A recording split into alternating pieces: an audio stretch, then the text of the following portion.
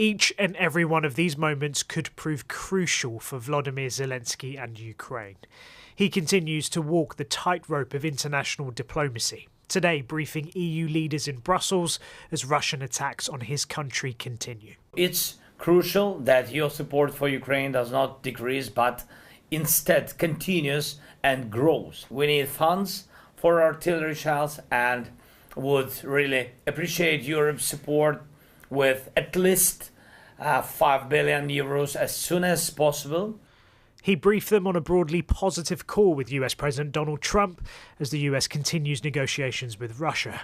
As they thrash things out, the UK hosted a meeting of senior military leaders from the so-called Coalition of the Willing. More than 25 countries are thought to have attended as they make plans about how a proposed peacekeeping force for Ukraine would work. Speaking after the meeting, the Prime Minister stressed why he thinks this is needed. It is vitally important that we do that work because we know one thing for certain, which is a deal without anything behind it is something that Putin will breach. We know that because it's happened before.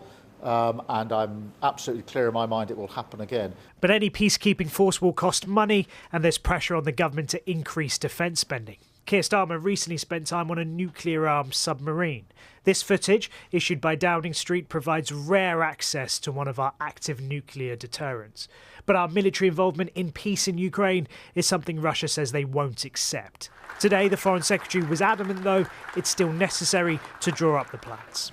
Are the proposals around a coalition of the willing pointless if Vladimir Putin continues to say that all military aid to Ukraine has to stop if there's to be a ceasefire? My own belief is that we have to continue to put Ukraine in the strongest possible position to ensure that we get a serious negotiation. And what we certainly can't do is give Putin a veto over the security architecture that will govern that peace. But ultimately, it will be up to those negotiating the end of the war to determine whether or not this coalition of the willing will be involved.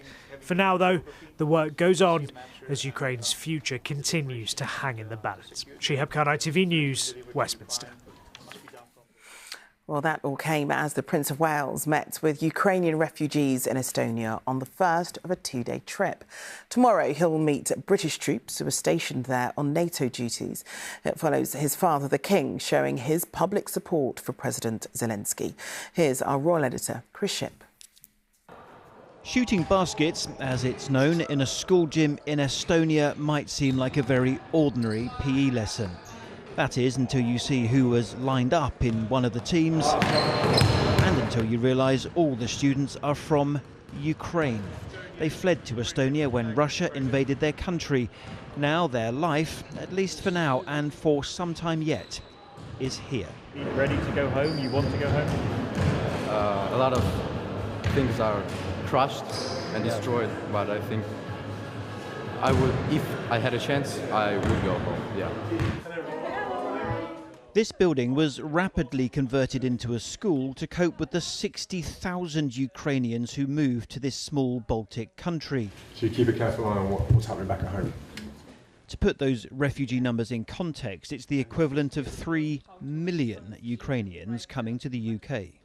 What I love is the Ukrainian resilience is everywhere.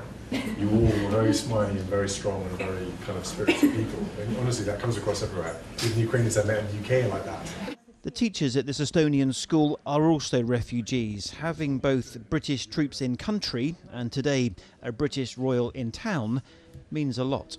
It's really flattering and touching, and we understand that we are not alone with this trouble, and we feel support from all over the Europe, especially from the Great Britain. I moved here for a month, and now that's 3 years here, and living here. Yes, and I don't know that. Yes, it's safe, and they can come back. So I cannot tell it now, but I really want to. Whether any British or NATO troops will end up in Ukraine is still very much at the planning stage, but here in Estonia there are already 900 UK troops defending NATO's eastern flank.